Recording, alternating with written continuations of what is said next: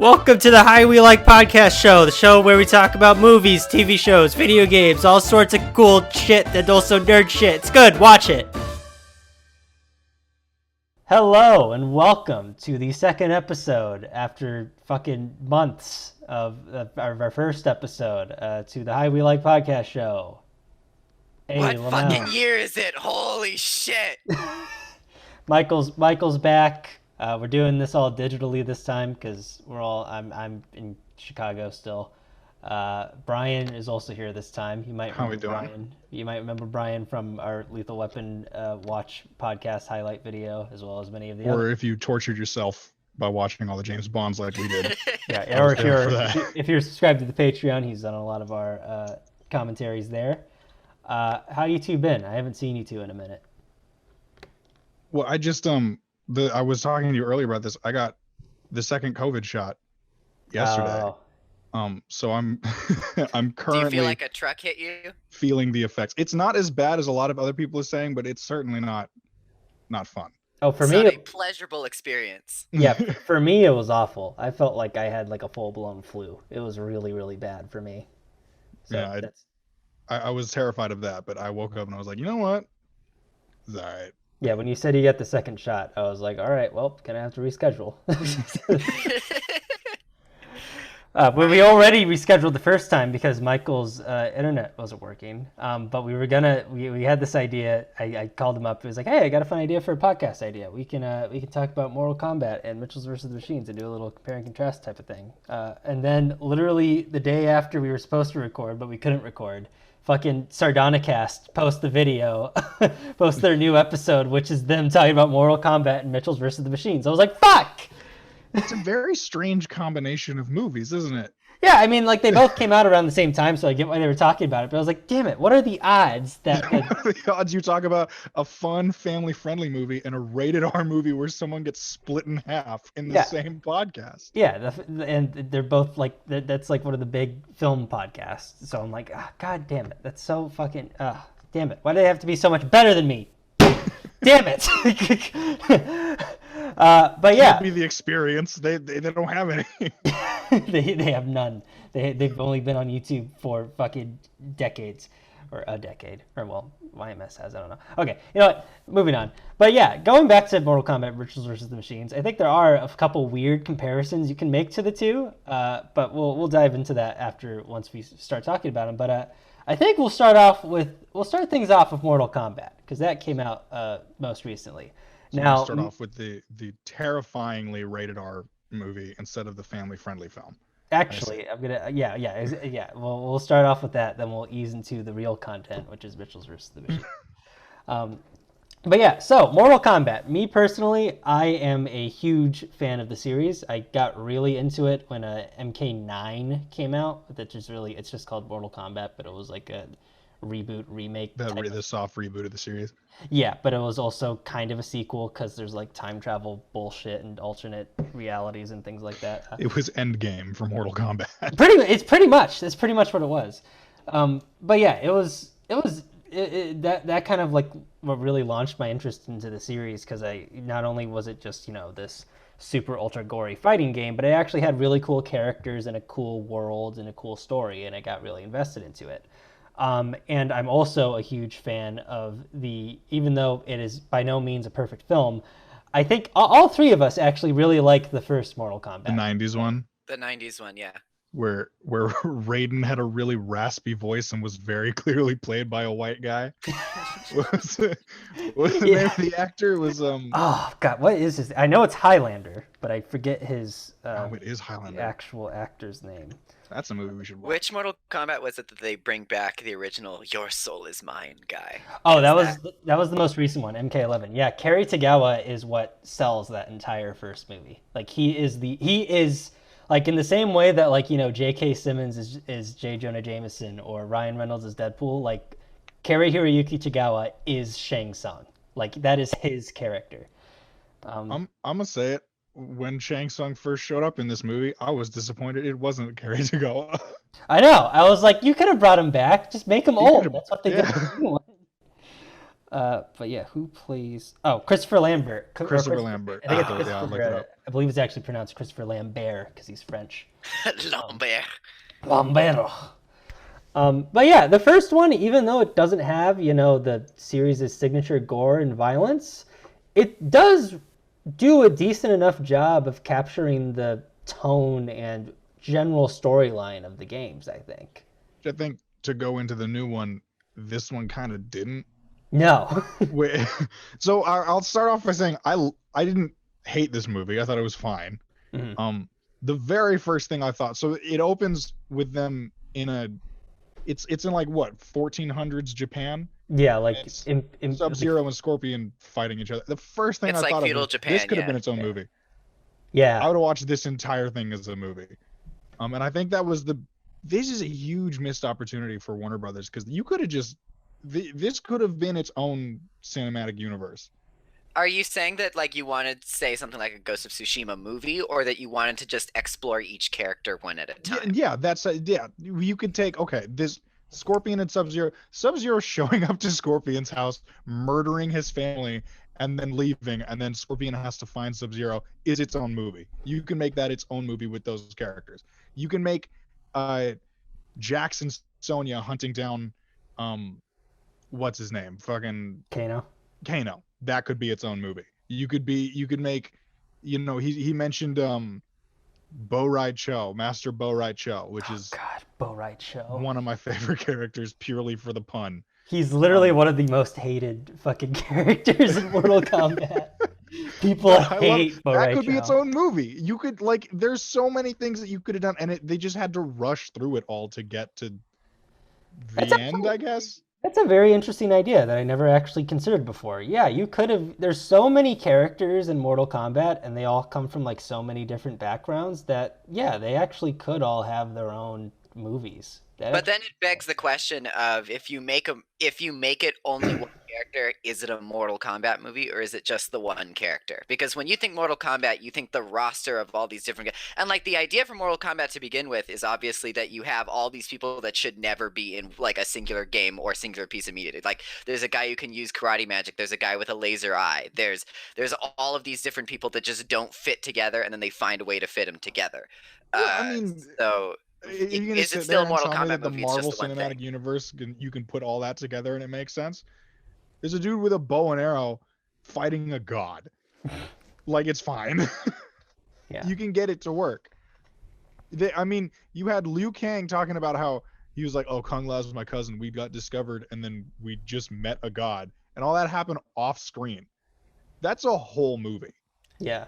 Yeah. A lot of these ideas could have been like touched upon a little bit more, especially for, I don't want to skip ahead here, but the absolute god that is Kano in this movie. I'm sorry. Yeah. We'll get into all the characters in a bit, because I think we can go on a character by character basis for this, since there are so many characters. But we got, also, I should probably mention now, we haven't revealed anything super major yet, but this is going to be spoiler filled. Because it's been out for a while. That should have been at the beginning. No, it's okay. I mean, like, it's been out for, I don't even think it's on HBO Max anymore. I think it's only in theaters now. What the fuck? Really? Yeah, because HBO Max releases, when they're doing this new release schedule thing, they release it for, I think it's like 2 to 3 weeks, and then it's off HBO Max for a while, and then they bring it back later. So it's to reinvigorate. I don't think I like that too much. Yeah, I mean, like, but at least you'll be able to sense. see it. I get it. But so yeah, we got Brian's thoughts. He thought it was fine. Me, I'm kind of in the same boat. I thought it was fine. I overall was actually, I would say the word that to describe it would be disappointing, because I was actually really looking forward to this, because I think a lot of people, being a fan of the series, I think a lot of people wanted to see, as much as I enjoy the 1995 Mortal Kombat movie, it's definitely... It's bad. It's a bad film. Oh yeah, it's not good, but god damn it if it isn't fun. Yeah. But I think a lot of people really wanted a super faithful adaptation to the material, and this was... I think it has a good grasp on the material, but as a movie, there's a lot of problems here. But Michael, what were your decisions that I was confused about? Yeah, My prevailing opinions on it were that, like you said, how the 90s one is bad, but it's fun. Like this one, it's fine, it's serviceable. You get to see all the characters kind of do the things that they would be doing, but at the same time, I'm having way more fun with that original one, man. I'm having more fun watching all the goofy characters rather than trying to take the. I'm having more fun laughing at how they're taking that world seriously than like taking this world seriously. I think I don't want to get too far into it, but like the fight choreography could have been a little bit like better. It was just kind of basic martial arts, just like a generic martial arts film. Not bad by any means, but it was just like you want something that's invigorating to look at. You I'll want something. say I was taking notes during this movie, and the first fight between Sub-Zero and Scorpion, I was like, oh man, this is gonna look great. And then the very next fight is like the boxing ring, and it looks terrible. I was like, oh okay, maybe it's not gonna be so good. It's not going to be great. Yeah. No, I think a lot of this movie's problems stem from the fact that it is a first-time director. Is it really? Yeah, this is his first IMDb feature credit. And for something that, is this ambitious and has all these characters and has all these locations and has all these fights, that's a lot. That's a lot for a first-time director. Oh heck yeah! Any giant cinematic universe movie like this is, I would say, overwhelming for someone who, especially if it's their first time with it. Like, kudos to them. But like, this is, as the finished product, this is kind of like what you get. That being said, though, even though it's kind of a double-edged sword, because like you can tell that it's a first-time director because there's a lot of problems, but at the same time, for a first-time director, it's definitely better than I think a lot of people would assume a first-time director would make. Like, there's definitely like some good stuff here. But let's talk about the characters. I think the characters is a good way to kind of segue into the rest of the general plot. I would say we start with the most disappointing character first, who is the main character. Cole, what's his name? Yeah, Cole. What is it? Cole Young? Is that his? That's it. I've Cole already Young. forgotten. Who is this man? Yeah, so Cole Young is a completely invented, made-up character that they made specifically for the movie. This seems to be happening a lot for video game adaptations, because it happened with Sonic as well, where they introduced this completely new character. And But he wasn't the main character. That's true. That's where, honestly, like, no joke, no lie, Sonic is one of the better video game adaptations. Like, it's actually not I was horrible. disappointed to learn that. When I watched the movie, I came out going, God damn it, that was good. God damn it, this wasn't the worst, and they feel like they actually tried. Damn it. Why did they put so much effort into this dumb movie? But he was still a way to kind of, introduce the audience to this world and these characters, even though you are seeing Sonic's perspective. And I feel like you just didn't need that. I feel like with Mortal Kombat, there are so many different characters you could pick from to kind of see their lens. Like Johnny Cage. Johnny Cage is doing fantastic. They tease him at the end. They do tease Johnny Cage for the end. I almost guarantee you that's a reshoot scene, because they saw people were getting all upset that Johnny Cage wasn't in it. So they're like, oh shit, we gotta tease Johnny Cage at the end. Johnny Cage would be a fantastic way for that. Again, if they had made a cinematic universe, you wouldn't need one of those characters. Yeah. But the problem with him is that he's really boring. Yeah. The one surprise I had, I don't know the name of the young girl who's with him for most of the movie. At first, I thought she was his sister. Yeah. So then when he kissed her mom, I freaked the fuck out. I was like, what the hell? I was very confused. But I think it's his daughter. Yeah, it's his daughter and his wife. It's his family, I think. And it's like, okay, why are they here? Yeah. Because they're not in the movie for most of the time. And then they just kind of leave. Yeah, they're exclusively the damsel in distress roles, because they're always in like harm's way from Sub-Zero or Goro. I'll talk about fucking Goro in a second, because I got a bone to pick with the way Goro is portrayed in this film as a fan of the series. But yeah, so a lot of people had a lot of theories about who he was. My theory was in the games, there's two different Sub-Zeros. We'll talk about Sub-Zero in a sec too, but the version of this Sub-Zero is Bi-Han, who's the first Sub-Zero, who is the bad, evil Sub-Zero, who eventually comes back. He's a bad man. He's Yeah. an evil guy. Yeah, and then there's another Sub-Zero who's his brother who takes over for him named Kuai Liang. So I thought that what was going to happen was Cole was going to be Kuai Liang secretly, and he was going to find out later that that was his true identity. So it'd be like, okay, so this is how you introduce that character. That's Cool the too. Yeah, that's cool. But that's not what happens. Instead, you find out that he is the long descendant of Scorpion, which, is interesting in some capacity. But at the same time, I really thought they were going to do more with that because so Raiden gives him a knife and he's like, "This has the blood of your ancestors on it." I was like, "That's disgusting." He's not washed that knife in like 1,000 years. It's got to be covered in just the grossest stuff. Mhm. And then he has a dream, I think, where they jump scare you yeah, with, Yeah. with him. I was like, okay, that's fun. What I originally thought they were going to do was that he was going to be like an avatar for Scorpion, which would have been really cool. Where Mhm. like, I don't know, he stabs himself with a knife and then he turns into Scorpion and they have that fight. And then they were just like, no, he just showed up, fought Sub-Zero and then left. well, that's my problem with it. It just feels like that was the only reason that is in the movie is because it's an excuse for Scorpion to show up later. Like that's what it kind of feels like. Yeah, I didn't need Cole to be there for Scorpion to be there. Yeah, and even like his, something that they include in this movie is a bit of a new addition from the games is that when you have the like Mortal Kombat birthmark, you need to do something, learn some lesson to gain the power of that birthmark. So that's why when Kano has You it, need to have your My Little Pony cutie mark. it's literally what it is. Exactly what it is.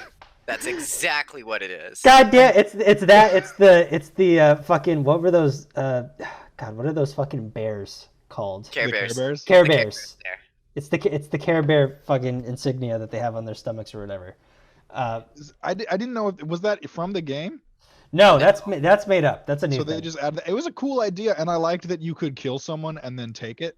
Yeah, that's how Kano gets it. Yeah, no, the idea itself I actually think is kind of clever. It's a really cool idea. I was super down for it. I think it's actually unique because like in the games, like, Johnny Cage has like the green fast powers and Sonya has the blasters or whatever, and it's never really explained why. They just why they have those things. So it was actually kind of a fun. I think the idea there is actually pretty fun, a fun way to explain it. But it also leads to some dumb things. Like we'll segue into, or well, first I'll talk about Cole's power because of course Cole's since he's- power fucking pissed me off. that's the whole since he's the whole main character, his whole arc that the thing is like, I gotta figure out what my thing is so I could become powerful and save the world or whatever. And his is like armor. It's like Black Panther armor. yeah, it's basically it's Where vibranium. what I think is that he takes a hit, and then the energy gets put out into the next punch he gives, which I think was what it was supposed to be. Incidentally, that armor looks terrible. Yeah. That is the worst effect in the entire film. Yeah. But I was like, this isn't a power. He's just wearing a latex suit. Yeah. No, yeah, that and it just it pissed me off when he fought Goro. It really pissed me off because okay, Goro, right? Goro is like the Mortal Kombat champion in almost everything that he's in. Even in the original movie, he's like the big guy that they got. Yeah, literally the big bad. Yeah, and even though like that puppet hasn't aged well, I still admire that they actually built an actual. But they built like, the real thing. Yeah, it's practical. They did it. Yeah, they actually. So that's actually pretty cool. And here's a CGI thing, which is fine. I understand it. I didn't have any problems with the way like Goro looked or anything in this. He looked fine. He looked like Goro, but he dies. He gets killed by fucking shitty ass Cole Young. And I'm like, you gotta be kidding me. Admittedly, pretty cool fatality where he shoves his tonfa through the dude's eye. That actually is pretty cool. But at the same time, like Goro is like one of the most. I hate talking about power levels with things like this. Because it's just dumb. Like people talk about it all the time with Star Wars. Yeah, who would win between these two people that would never end up fighting? Yeah, it's like Palpatine being like, I'm the most powerful person in the world, gets picked up like he's a toddler and then thrown down a shaft. Like, oh wow, you're so strong. But yeah, I don't know. It just seemed like a stretch. And the big thing that bothers me about it too is that the thing that instigates him learning his power is that he protects his family. But he did that earlier in the film already. So why is it only at this point that he gets it? It just kind of seemed to me like an oversight. Like they had boxes they needed to cross off. They needed to get to certain story beats at certain times. Honestly, it just felt kind of lazy that way, but like I understand it, especially for like a first time movie, first time director, everything. It just that narrative. Although I should say, say, my favorite part of him discovering his power is that he discovers his power. The uppercut from the beginning of the movie comes back. She's like, do the uppercut. He's like, okay, uppercuts him, and then shoves this stick through the dude's face right in front of his very, very young daughter. You gotta learn brutally murders this guy. I mean, he's like a monster alien type of thing, so I guess it doesn't really matter. But it's well, let's actually take a moment to talk about like the violence in the film. Do you guys think the violence really added a lot to it? No, not really. Like, okay, when you talk about violence, you got to talk about like the difference between obviously the green trailer and the red band trailer, which was that one scene where at the very beginning, he stabs it's Sub-Zero. Before he's Sub-Zero, he stabs the guy, blood comes out, he grabs the blood, and then he stabs him with like the blood icicle or something. Like he turns it into a knife. So that in the trailers was only in the red band trailer. You could only see that scene if you like specifically looked it up on YouTube. They wouldn't play that on TV. They wouldn't play that on like a regular advertisement. So that's where you get the rated R kind of gore for it. And honestly, I can only remember like that and then the Goro eye stab scene. I can't remember. I mean, they put all the stuff in the best stuff in the trailer. That's what you all remember. Yeah, right? exactly. Yeah, I think it's another classic example of a trailer just showing way too much. Like Scorpion should not have been shown at all in the trailers or the marketing. He should have been a secret. Like, I don't know about that. I feel like Scorpion's a lot of the reason why a lot of people went to go watch this movie. That's if true. you're not gonna put him in, and it's gonna be like Scorpion is. If Scorpion's not gonna be in the movie, why am I gonna watch it? Like Sub-Zero, all right, he's cool and all. Scorpion is the face of Mortal Kombat. For sure. He is the like he's not the main character, but he is like the most recognizable figure from that game, I think. I am glad though that they did remedy like the one problem that I have with the way 90s original is that Sub-Zero and Scorpion are friends and that nobody just acknowledges this. Like they were old enemies, but now they are allies. It's like, oh okay, we're just gonna skip over like their entire history. Is that what's going on? The most legendary rivalry in video game history just being one line and it's over. They shook hands. But we didn't care because Kerry Tagawa said it. Exactly. That's the thing. He should have been in this movie. I'll say it again. Yeah, let's talk about. That he wasn't. Yeah, let's actually take this time to talk about Shang Tsung. I thought he was fine in this. He did the job. He's played by, I forget the actor's name. I probably should have looked that up beforehand. But he's played by the guy who is the guy from The Dark Knight, who is the banker and has all the money. One big pot. He's the guy who Joker goes like he's got to find him. He's got to make him squeal like that guy. He's played by. Isn't he in a bunch of Nolan things too? Chin I think I Han. recognize him. I don't know. I don't know if he's in any other Nolan. Anyway, yeah, He's I in think he did fine. Skyscraper and Captain America: The Winter Soldier. Ah, okay. He's in Captain America: The Winter Soldier. I don't know He who was, he plays, but he's in it. But yeah, I thought Shang Tsung was fine. Like, He was fine. That's the problem though, is that he's fine. He's You come not... from the previous performance has such charisma, even for it being like a movie of not amazing quality. Like there's such charisma behind it, and you can tell the person playing him is just having a blast. Whereas this one, it's just like it does the job, but like you with movies specifically like this, you want to know that people are having fun while doing it, and you want to be enthralled by someone who was so charismatic last time. Mm-hmm. They even try to like bring in a lot of the lines that were more exclusive to Hiroyuki Tagawa's role. He says, "Your soul is mine." Yeah, he says like your soul to is some mine. degree, yeah. And there's a part where he goes, "It has begun." And, like there's a lot of like parts. There's a lot of direct lines because those lines are so iconic and they're so identifiable to Shang Tsung. But it does feel this is kind of what he's supposed to feel like. But in the original film, he feels like the main villain. Like he feels like he's the guy. Yeah, that's the thing. I keep forgetting he's not.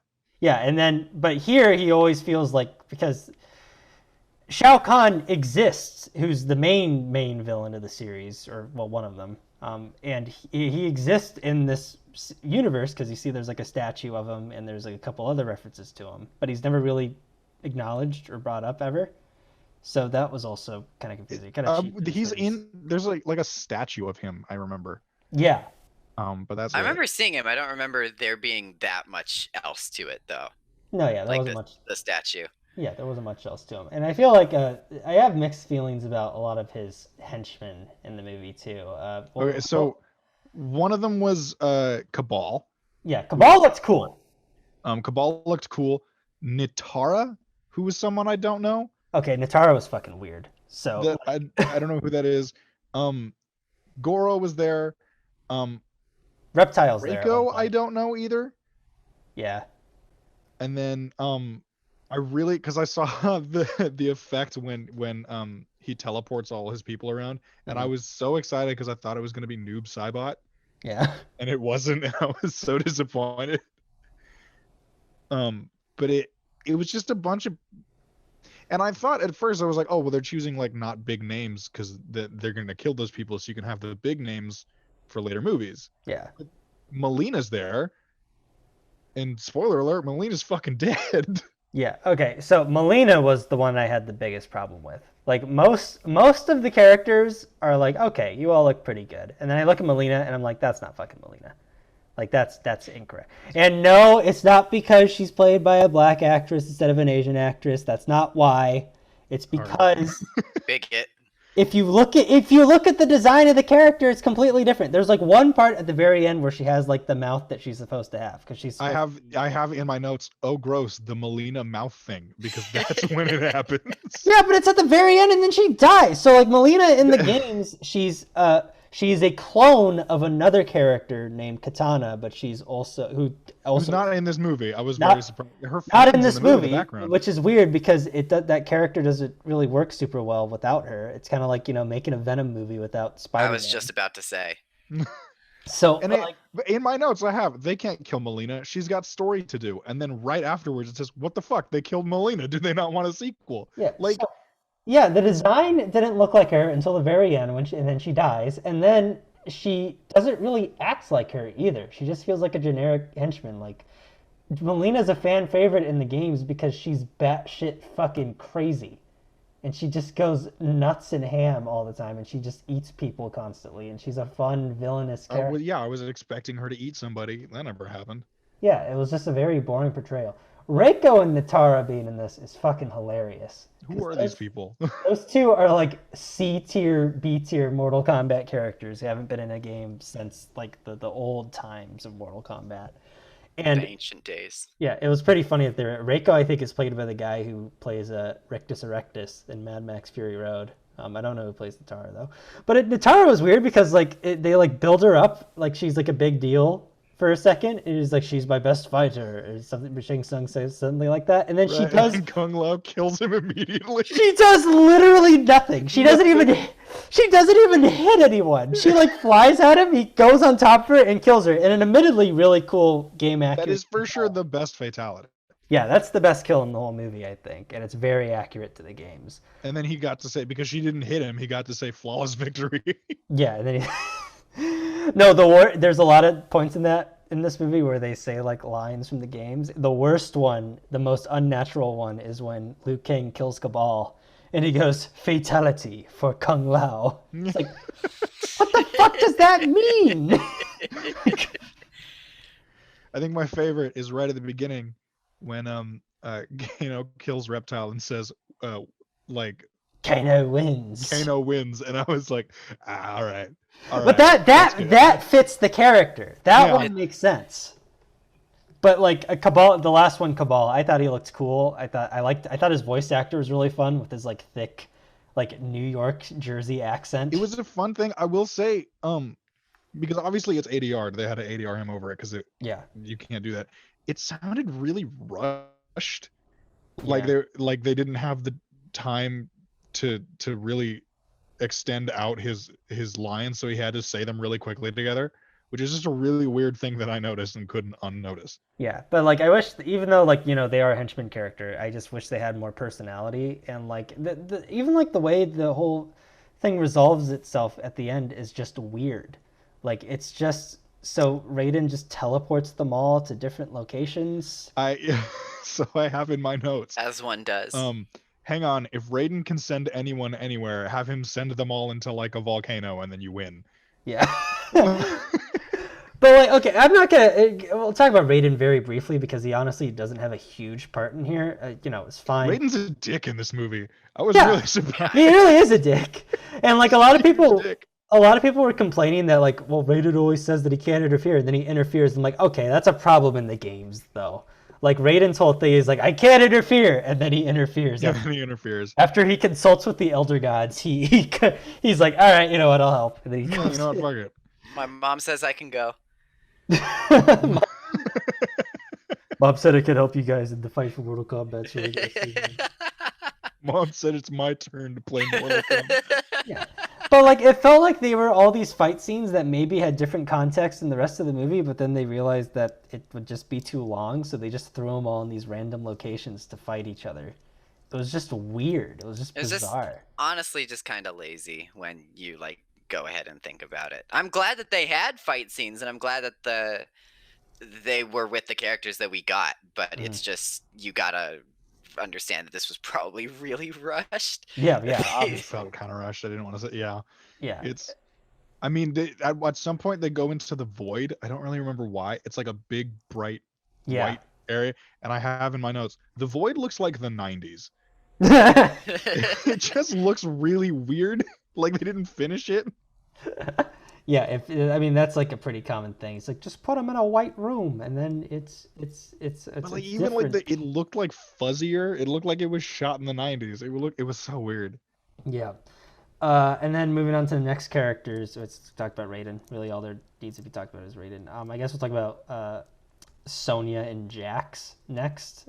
They were both fine. I liked both of the actors. I thought they both did a good job. I thought they looked like the game counterparts. Yeah, for the 3 lines they had together, I was like, these people seem like friends. Yeah, I do wish, it seemed like they had a lot of potential for Jax to have a very interesting arc, and then they just didn't. I have written down here, so Jax's superpower wouldn't have shown up if he never lost his arms.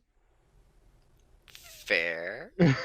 That's true. So he loses his arms in a pretty fucking rad scene where Sub-Zero freezes his arms off. Oh, it's beautiful. That's a great scene. Probably one of the best scenes of the film. And then they find him later being tended to by monks who've, I guess they're cyber monks, who've attached Cyberpunk 2077. They just have like the most advanced mechanical arms just on hand. But they're very, very thin, spindly mechanical arms, which incidentally just made me uncomfortable the whole time. And to be fair, they make the character uncomfortable too. He's like, these are terrible. I don't like these. And then he gets his superpower because Sonya's under a rock, right? And then he has to lift up the rock, and he's like, these tiny little what's the quote? He's like, I'm trying, but these tiny little arms don't seem to be doing much. I don't know if anyone thought that's this literally through. a quote ripped out of Meet the Robinsons 2000 something. But his magical superpower is that he just gets really buff robot arms. So now I have to question, what would happen if he'd never lost the arms? Maybe he would just get really buff robot arms without anything underneath it. Then He's he just he's just lifting weights in the gym, and he's trying to like beat his rep record, and then and then all of a sudden fucking just metal arms start taking over, and it's like a very painful process because his regular arms are still there. It's like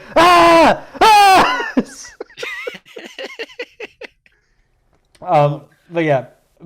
Moving on, but we gotta talk about Liu Kang and Kung Lao. Liu Kang I thought was fine. Kung Lao I fucking loved in this Kung movie. Lao, I was so excited when good. Kung Lao showed up, and then, I mean, I'm upset he went out, but he went out in the coolest fashion. He got his soul sucked out.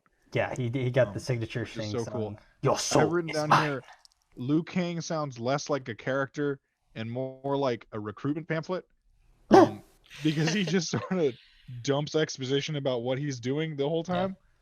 And that's the thing. I would have loved a movie about Liu Kang and Kung Lao being trained, fighting, I don't know, Nitara, and then coming across Raiden, and that could have been a whole movie. And then I would have cared more when Kung Lao got his soul sucked.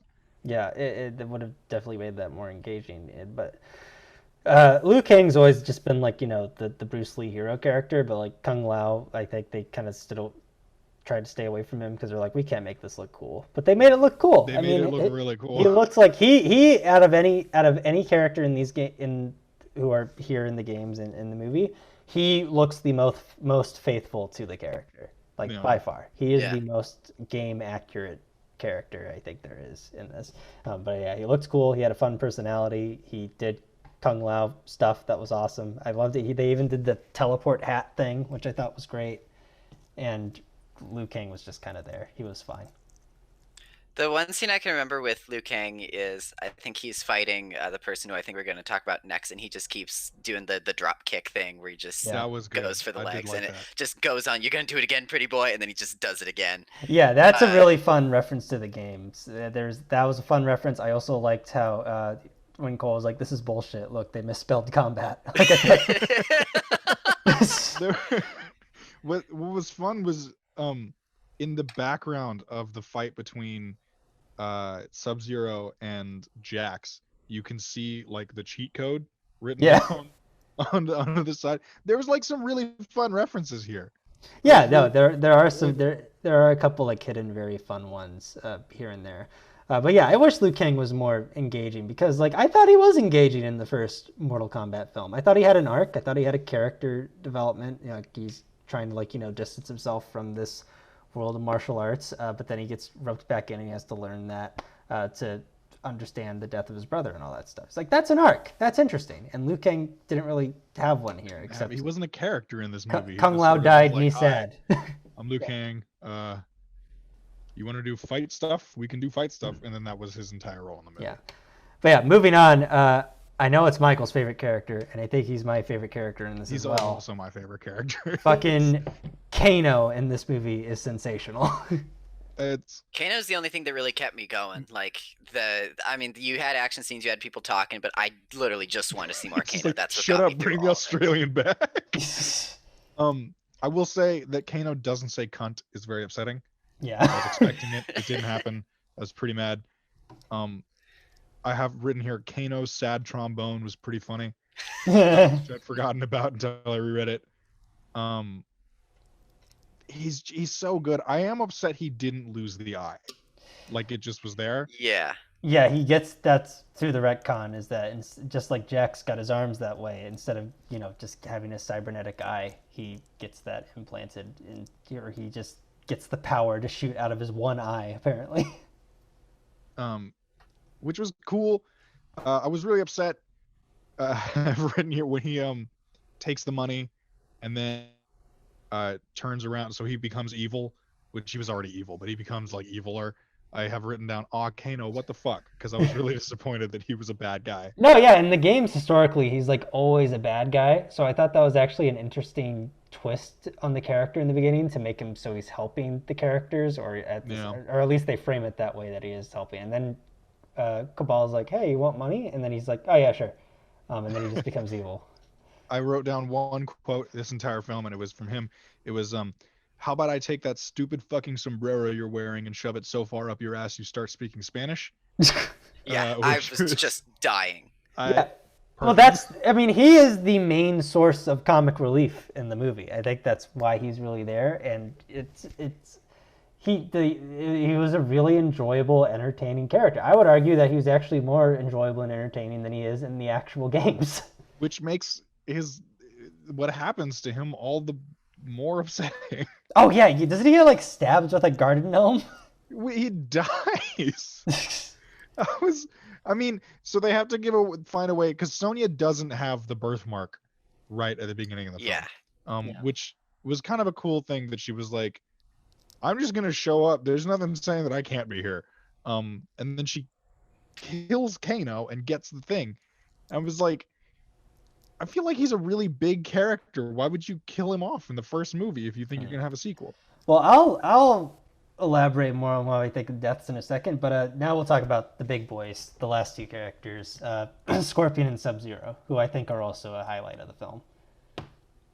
Right. Scorpion being played by Hiroyuki Sanada is perfect casting, like literally a flawless choice to play that. He was character. really good. Flawless victory. It was a flawless victory. Yeah, he looks the part, he acts the part.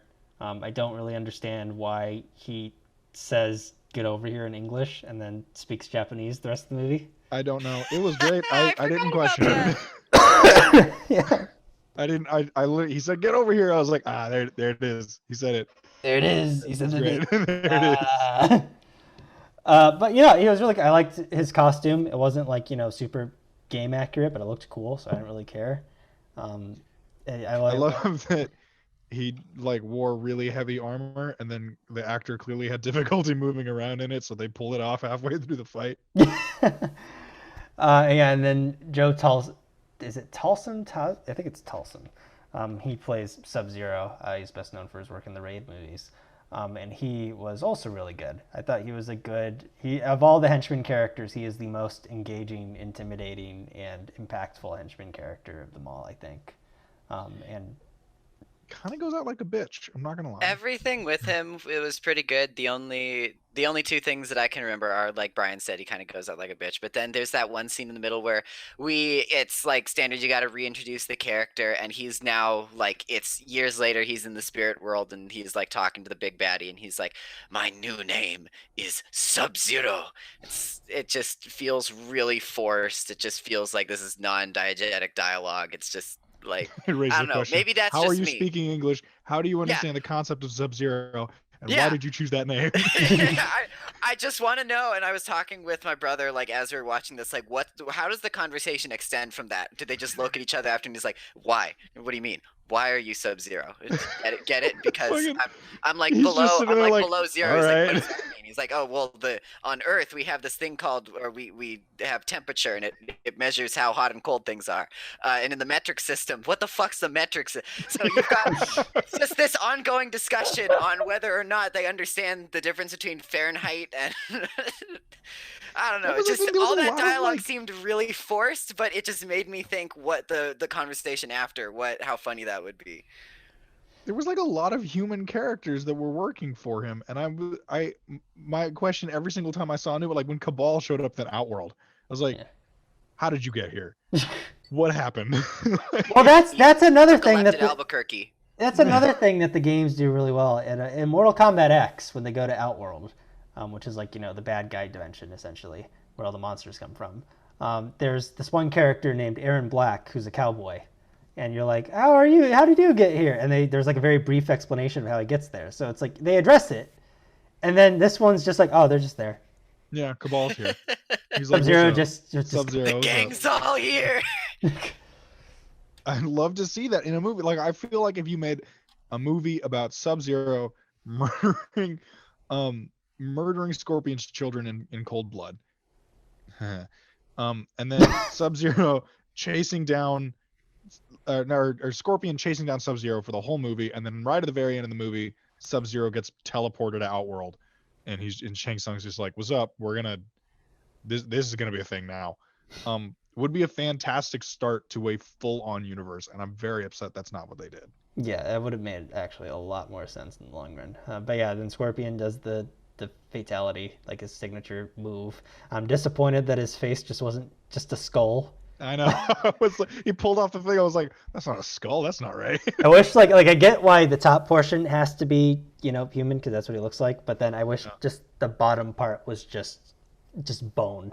Like that would. Well, have that's been what it cool. ended up being, right? He takes it off and then he starts breathing fire, and then it turns into. It looks close enough, but I wish I wish that was like That's the his thing. I was like, permanent okay, look. that's cool. I'm super glad that they did that. And then he puts it back on, and then he takes it off again to talk to Cole, and then it's like normal face again. I was like, Yeah, it'd be it's really just back to funny normal. if it Like, was no, still, give me like, Skeletor. I if want it was still a Skeletor. skeleton. Mhm. Yeah, if he took off his face and it's very clearly like a skeleton going like, "Thank you for bringing me back to life. I'm alive now," like right in front of this very young I know, child. head out. Yeah, but but then it just didn't happen. he kills him, and then like this black stuff comes and like absorbs them or whatever. Which brings me to my theory, which I think they're gonna do what they did in the newer games, where they bring him to the nether realm, which is like the hell dimension, Right. and come back, because that's how you mentioned Noob Saibot earlier. That's how Noob Saibot is created. Is that he's the former Sub-Zero who becomes the new Revenant Ninja type of character. I didn't know it Okay. was Sub-Zero. Now I'm less upset about it because now they could do that. Yeah, so I guarantee you that character at least will come back, but we see it happen. Although I would love to see that explanation. So first he goes to Shang Tsung, he's like, I'm Sub-Zero, and then afterwards he comes to Shang Tsung and he's like, I'm Noob Saibot. And then he has to explain why he's got that name. He's like, I am Noob Saibot. I was like, Like, are you sure? You sure you want that one? you want to? I mean, like the reason behind the character is that he wasn't even supposed to exist in the first place. He was like a glitch character, and then Right. He's named after. It's Tobias Boone, just backwards. Yeah, that was actually another funny reference when Jackson was like, "Hey, you're that guy who beat Eddie Tobias." Like, Oh right, yeah. I was like, oh, that's hey. like, haha, they made video game, ha ha ha. But yeah, so those are all the characters, and that's the general gist of the story. Here is my biggest fucking problem with the movie, and I think it's really the core issue for why the movie is the way that it is. This is one of the worst edited action movies I've seen in a while. Really? Yes, it is horribly edited, in my opinion, especially when it comes to the fight scenes. Okay, I was will gonna say the only fight between Goro and Cole, and they when they're editing it between each fight as they're happening simultaneously, I will say I hated that. Yeah. But I don't think I noticed anything. What specifically then would you say would be the worst parts of this editing? The worst part is just how it's like the Bourne style of editing where they just keep cutting to different cameras and you can never really digest the action of what's going on. Like we touched on earlier of why we don't think the R rating really adds too much to the movie. And that's because even though, yes, there are the fatalities and there are the cool moments like the Kung Lao hat thing and the soul sucking thing, it doesn't feel like when they're just regularly fighting that there's any real weight to the punches. Like it feels like they're just kind of just hitting each other and then all of a sudden you're dead. And Before anything happens, they cut away to another shot, and like they never let anything just sink in, and it's almost like just in the editing we never feel any consequence. And it could also just be because I'm super spoiled by just the way action like the way action seems to be going to today. I just talked about it in my internship earlier today. I'm calling it very Wickian style things because it is very John Wick in the terms of like there are these long takes where you can see all the action happening. You're letting the choreography breathe. You're letting the choreography breathe, exactly. And then another sequence is like the church scene in Kingsman. How there's like I think there's like 6-7 total shots in the actual Kingsman scene. And it lasts for like 3 minutes. Yeah, there's probably more actual takes, but you don't see all of them. Yeah. I think Matthew Vaughn and the Kingsman films are actually a very good example of how to do shaky cam right, because the camera is moving around so much and it's moving around so quickly, but the focus of the scene and the action is always front and center in the frame. So it's like you're going on a ride and you can always see everything instead of like being stuck on like these bumper cars where you're always just being jostled and moved around.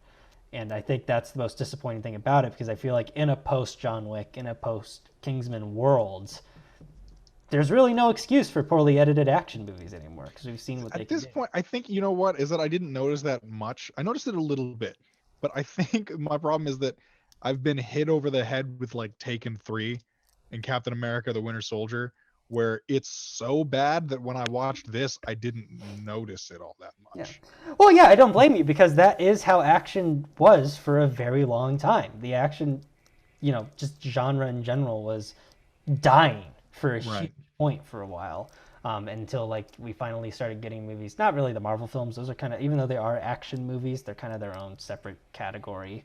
In the superhero films. They're not cinema.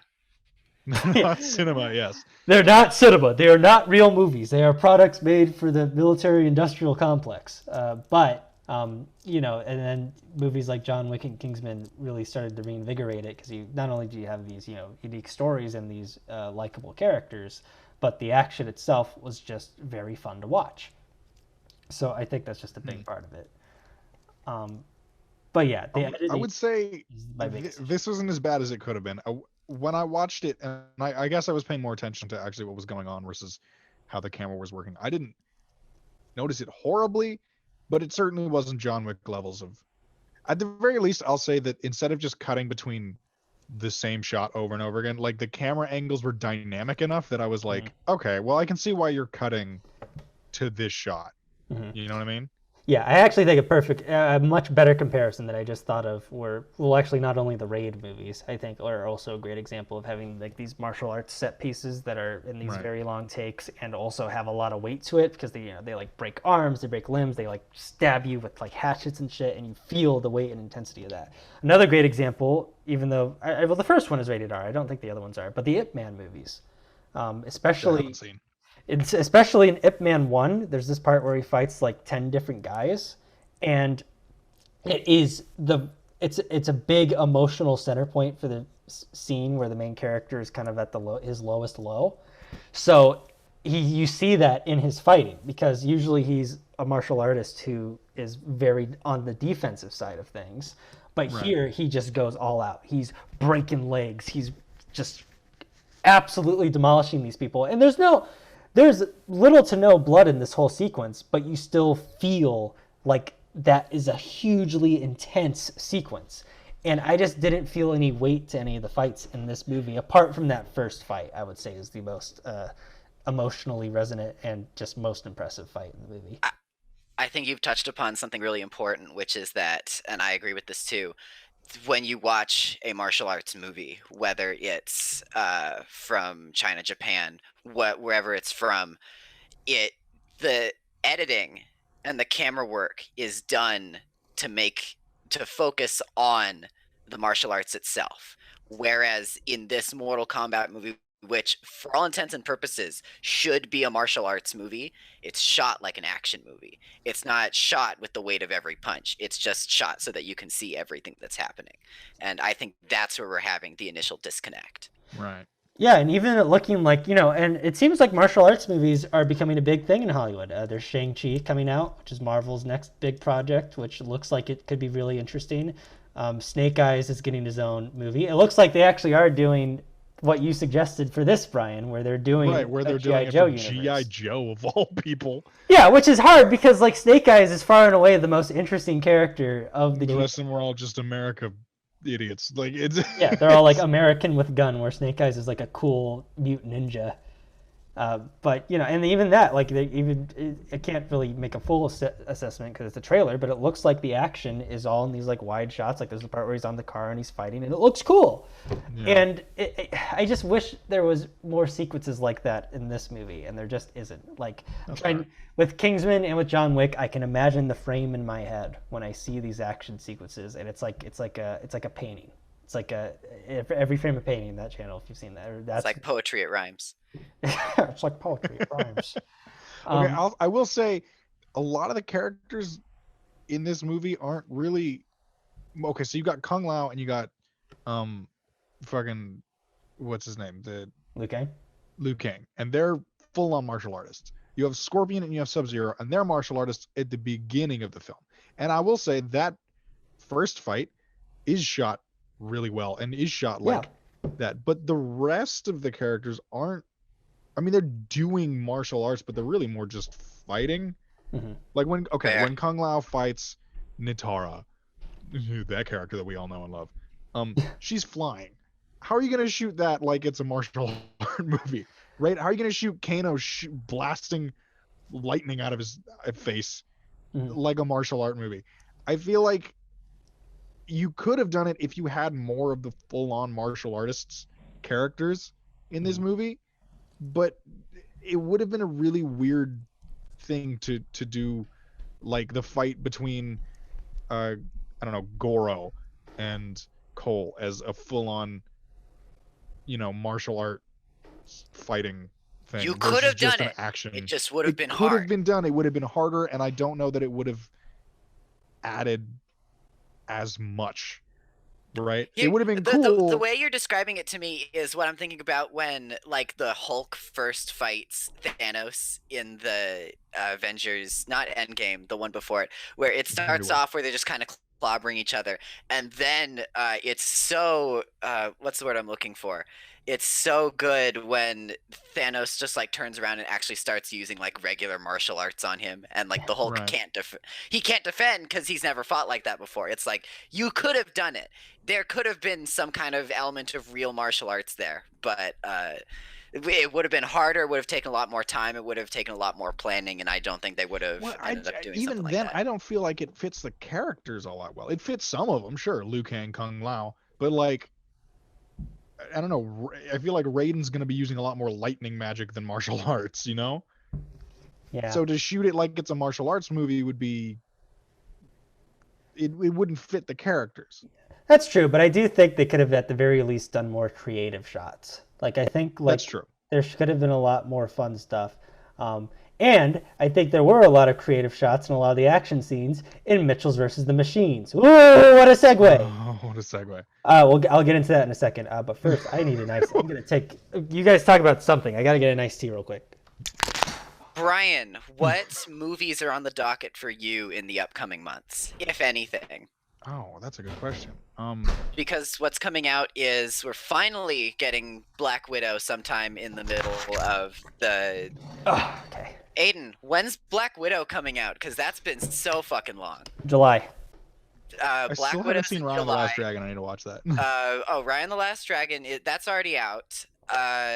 Everybody says it's a resounding good, so I still have to watch it. The next one, I'm still waiting on the prequel Kingsman movie, and that I have not heard we're waiting for that. anything from that. Dune been looks 2 really, really years. good. Dune, yeah. I'm super excited for. I want to watch Cruella because that looks absolutely terrible. Will that be out in theaters, or is that Disney Plus exclusive? I can't It says keep May up with 20. it. Oh my God, it's May 28th. It's Yeah. in theaters. It's in theaters. I'm not watching that. Okay, moving on. Wait. I'm also just realizing I didn't have my Blue Yeti plugged in throughout any of this, so the audio on my end. You still sound good. You're good. Okay, that's fine. So Mitchells versus the Machines. I didn't really know much about it going into it. I watched like one trailer for it back when it was called Connected, which I guess was the original title is Mitchells versus the Machines. Then it went to one studio, they changed it to Connected, and then Netflix got it, and then they changed it back to the original title. But yeah, I watched it. I thought it looked like, okay, this is like a fun whatever movie. Don't really care much about it though. And then I found out Lord and Miller were involved, who did the Lego movie. They started doing Solo until they got fired. 21 Jump Street, Cloudy with a Chance of Meatballs. Everything they touch turns gold. So then when I heard about that when the movie released, I was like, oh, this might be worth my time. But so what did you think, Michael? We'll start with you this time. Okay, so going into it, I obviously heard as much as you did when it came to that it was Connected, it switched studios. I remember the resounding critique of that first trailer that came out was like, oh, you have this movie about a dad and he wants to reconnect with his daughter before she goes off to college, and he goes on a camping trip. And then the resounding like critique was that somewhere in production they switch from a heartfelt story about camping to that the robot invasion begins, and everybody was saying that's so stupid, they should have just done what the original intention was. You can tell this was corporate insight. I'm like, no, I think this was the intention all along, that they wanted to, this was the story they were trying to tell. And I can definitely say after watching the movie, like, this is the story that they weren't trying to do something and then someone steps in halfway through and says, we're going to change up the entire story, we're going to throw this subplot in. No, this was clearly the intention going in, and the execution was really well. Is this Sony that did this one? It is. Sony God animation. damn how that has changed, going from the literal bottom of the barrel of the CG animated movies, which is the Emoji Movie, winning awards, winning all the awards with Spider-Man, and then not being like, okay, next thing is Spider-Man 2. Like, no, we're gonna still create original stuff that is still different enough from our competition. Like, it's definitely not a DreamWorks movie, it's definitely not a Disney movie, it's its own style, but it's its own style within Sony as well. So resounding positive from me. Brian, what Brian, do what you do you think? think? Okay. So when I first saw the trailer, I remember I first saw the trailer and I was not interested in the first place at all. I knew it was Sony Animations. I'd seen the Emoji Movie. I did not want to watch it. A couple of personal things happened to me where I also didn't want to watch it. But then when you said we're gonna watch it for this, I was like, all right, fine. I watched it, and I don't think I'm as happy with it as you seem to be. I think it's a pretty decent movie. But I think that maybe Sony came to the wrong conclusions when Spider-Man did well. Um, so like with Spider-Verse, we were all like, oh, we love this animation style. We love what's happening on the screen. Great. And then Sony went, okay, we'll just do that for this whole movie. And it felt really weird. I ended up liking the movie pretty well. I liked the characters. I liked what was happening. There were a couple of things that I was very much like, okay, I guess that's happening. But for the most part, I'd give it like a solid 6.5 out of 10. Okay, yeah, I think that's fair. I think that's a fair score. Yeah, so since I'm assuming people might not be as familiar with the story here as it is with Mortal Kombat, which is just, a bunch of people fight bad wizard man, essentially, is what Mortal Kombat is. This one is essentially a road trip movie about a family. They're obsessed with their technology. The main character, the daughter character of Katie, is a film major, like a me, Which is cool. which I thought was a funny twist of the character. And she's about to go off to college soon because she feels disconnected from her family. She's kind of in her rebellious phase. So the dad, who's much more of an outdoorsy countryman type of character, gets the family all together and says they're going on a road trip. And then while that's going on, robots decide to just take over. As they do. As they do. Which sounds like we mentioned earlier, like when people saw the trailers for that, they felt like that was like a huge unnecessary shift in story and tone. But in the actual movie, I actually think it fits perfectly well into the actual theme of the film. It fits really well. I was one of the people who thought that it was like, I was like, are you kidding me? Yeah. You really like for real? And then I came out of this movie going, okay, that made sense. Yeah, exactly. Yeah, it actually makes perfect sense with the thematic story. And that's something that I think Lord and Miller excel at, where they excel at making something that people would read on paper and be like, that sounds remarkably stupid, and actually make it really engaging and really good. Cloudy with a Chance of Meatballs is a perfect example. Scientist creates food falling from the sky. Fucking stupidest thing I've ever heard. No one will ever watch this. And it's actually this super sweet, beautifully animated, really fun movie. So R-rated 21 Jump Street? Are you out of your fucking mind? There's no way. That sounds so dumb. Fantastically funny meta movie. So many. And then Spider-Verse, what I heard, animated Spider-Man movie. What? Why do we need that now? That sounds okay, hang on. I thought an animated Spider-Man movie would be really cool. What I was worried about was animated Spider-Man movie about multiple Spider-Man universes. Yeah, it was not only that, but it was like I was just like, why we already got all the live action Spider-Man, why even the animated one? That is Spider-Verse is probably technically the best Spider-Man movie that has ever been made. Yeah. As far as like just objective quality goes, like that is the top quality of Spider-Man that you can possibly get, really. Right. So it was the same thing with this, where it was just an idea I didn't really see coming or really coming to fruition, and it wound up being a really good, really fun movie. I'm hoping that Sony's learned their lesson because they have Spider-Verse, they have this, they have the first Hotel Transylvania movie. Surf's Up. The first one. And they're all great because they let their directors like, oh, we want to make a movie. And they go, okay, you can make that movie instead of, could you make the Smurfs live action movie, please? This felt like a movie that they wanted to tell. Like this is a story that they wanted to tell, especially at the end credits where they have like pictures of their families going through. I was like, oh, this was like a really important story to someone. Name one person that like it was important for them to tell the story of the Emoji Movie. Name one person. Yeah, one person. I mean, passionate. This is Patrick my passion. Stewart. Yeah, like they walk into work every day emoji, and they're happy that they get to animate the poop emoji played by Patrick Stewart. The Emoji Movie was made in a boardroom. This was made in a writer's room. Yeah. This was made by people. The Emoji Movie was made by goblins. Like this. It's just like such a leap in quality. But yeah, let's talk about the family characters because I think they do a great job of introducing them. And the family dynamic is something that has been done in so many things, but they found a way to make it really fresh and interesting here. Right. What was the main character's name? Is what? Katie? Katie, yeah. So she's played by Bean from Disenchanted, which I thought was super fun because Is she actually? I thought she. yeah, I sounded was like, oh, familiar. that's the voice. Oh, cool. At first, I have written down at the bottom, what was it? Way to make a character that's plausibly deniably gay. Mhm. But then at the end, they're like, oh, never mind, they confirmed it. It's not deniable. Yeah, they hinted it throughout most of it, and at first I was like, "Oh, cool, another Hollywood thing that like implies they're gay, but you don't know if they're gay or You not." But can't like, say it, but then right at the very end, they're like, and my girlfriend. I was like, oh, cool.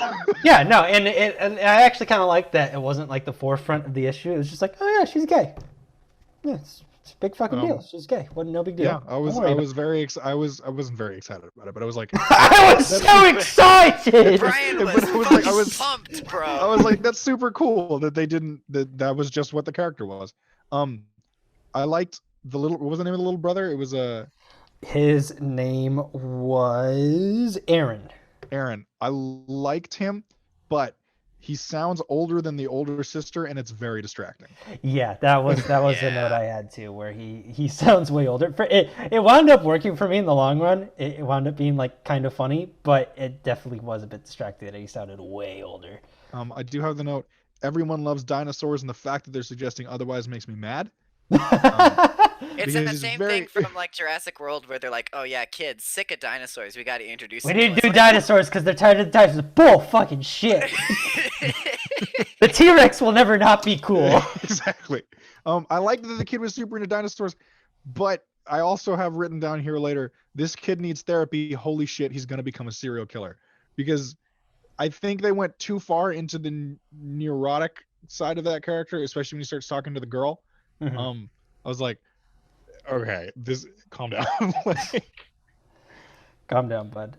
Maya Rudolph plays the mom, Linda. I guess Maya Rudolph has joined the ranks of Judy Greer as she's just typecast as mom now. is a slightly crazy mom. Yeah, as like the fun mom. That's like who she is now. She was great in it because Maya Rudolph, I think, is actually pretty consistent and always being pretty good in stuff that she's in. The character is very Marge Simpson-esque, Yes. where it's like, she's very aware of what other families think of their family, which I was like not all that excited about until I saw what family she's comparing her family to.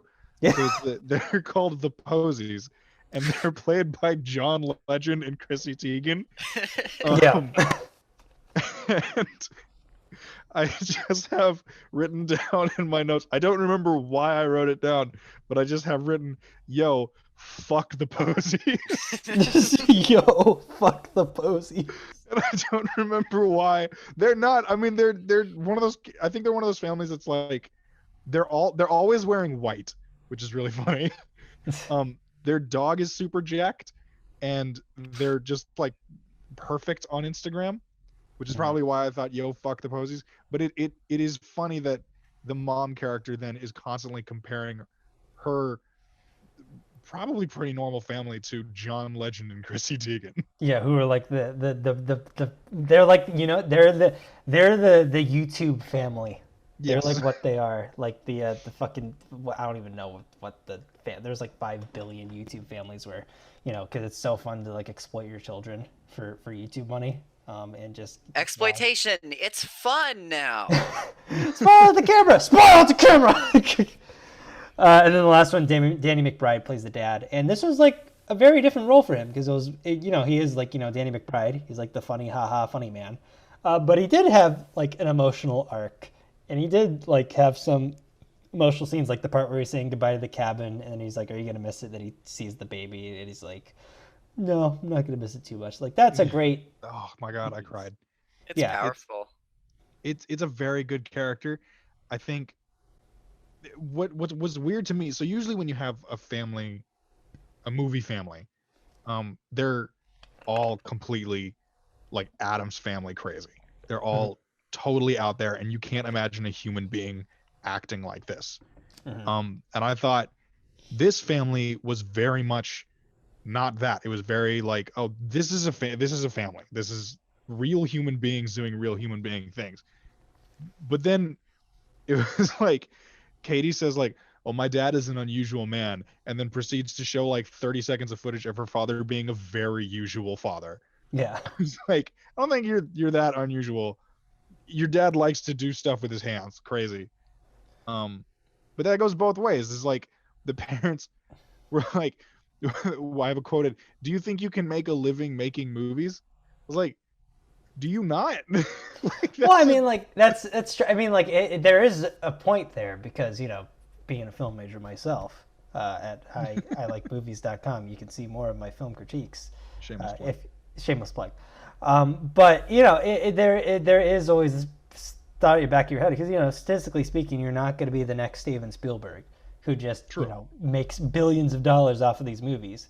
Well, there's a ton of avenues for filmmakers. Like you can work on indie films, you can teach, you can do a number of film related things. But I think when most people hear, "Oh, I'm going to do movie stuff," they hear you're going to go direct movies and be one of the head honchos, and that they don't see that as a realistic goal. Right. So that's why they kind of frown upon things like that.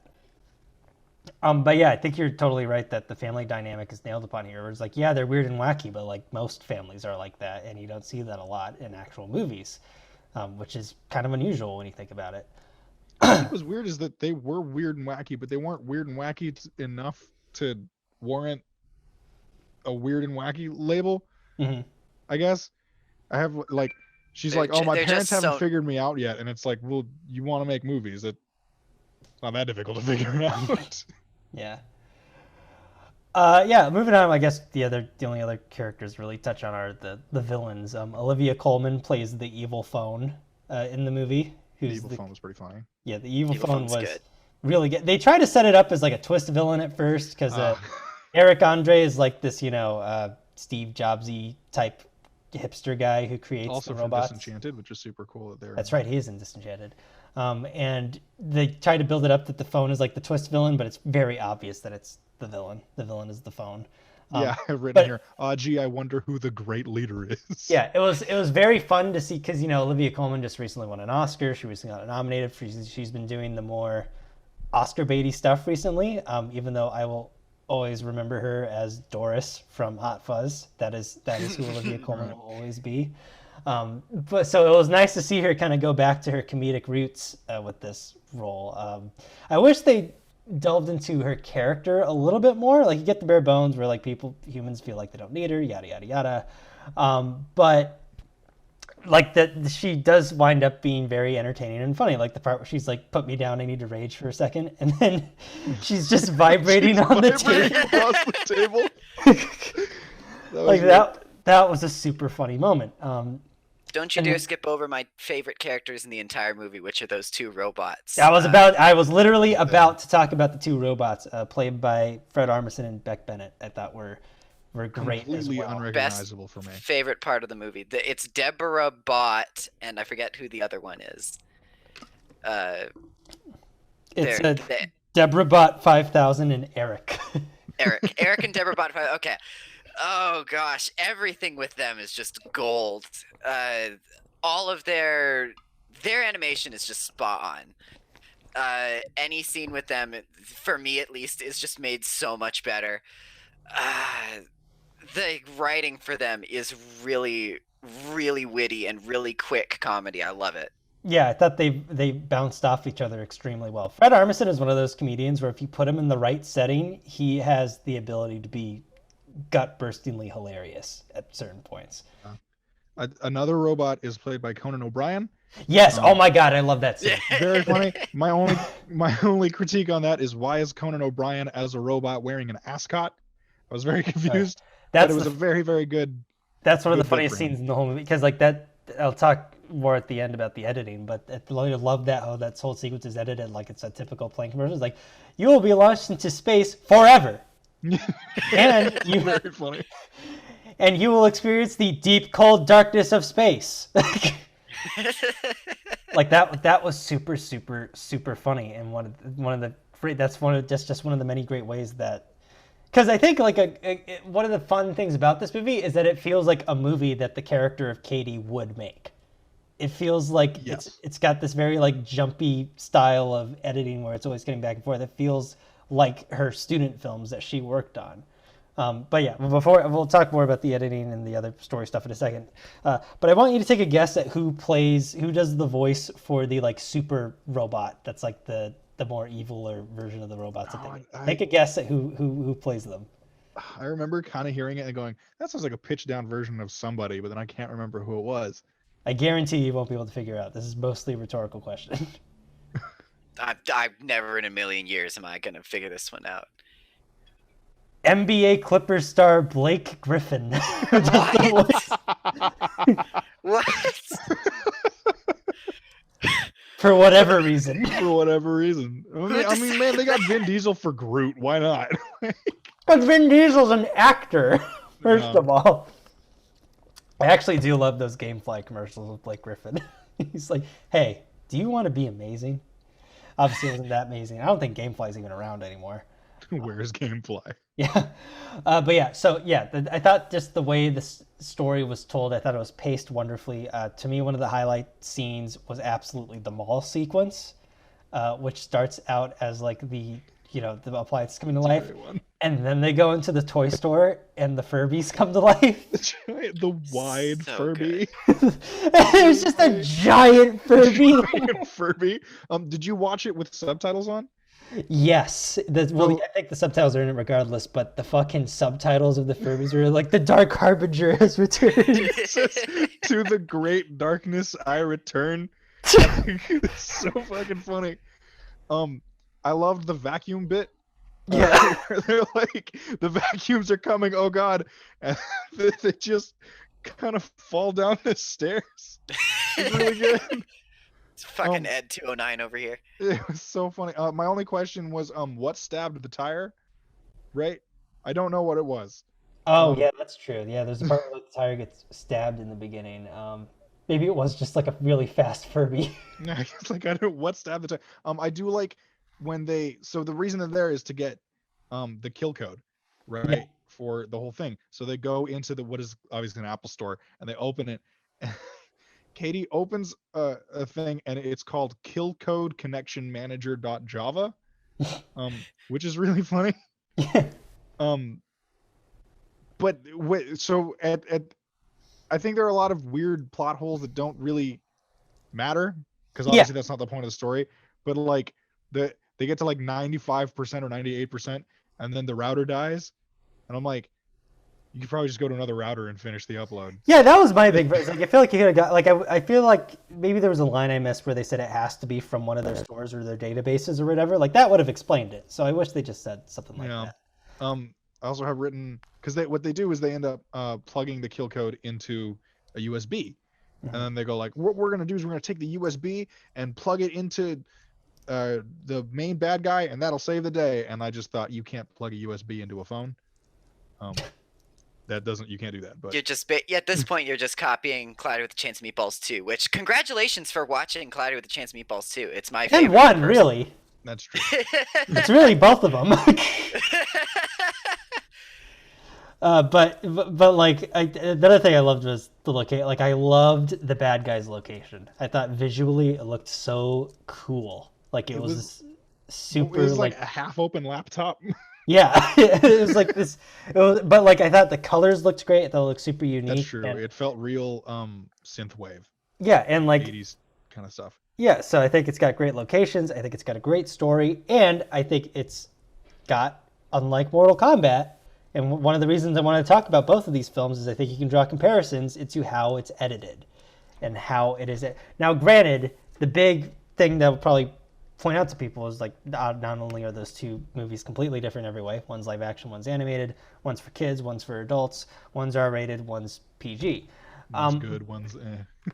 Yeah, one's like great, one's like eh. But the reason why I think this works is just because the editing and the shots are a lot more creative. Now, granted, the reason why they have a lot more leeway in that regard is because it is animated. Yeah. You don't have to deal with the constrictions of an actual camera and all the actual yada yada yada components that come with that. So they definitely do have an advantage in which how they can display and shoot things, and you also can do things in these long takes because they're not really takes. You're just animating a long scene. So it definitely has an advantage in that regard. But at the same time, I think a perfect example for a great fight scene is the scene where Linda fights the Superbots or whatever. Right. When they find out that the kid's up there. Because she gets all mad, she goes into mom mode, and there's some creative, really fun shots at first because she actually does the Kano move, the heart of the robot out. And then it cuts to like a shot where you look through the body and the robots peer through it. And I'm like, that's a really fun shot. They could have done fun shots like this in Mortal Kombat if they wanted to go the extra mile, which I don't really think they did.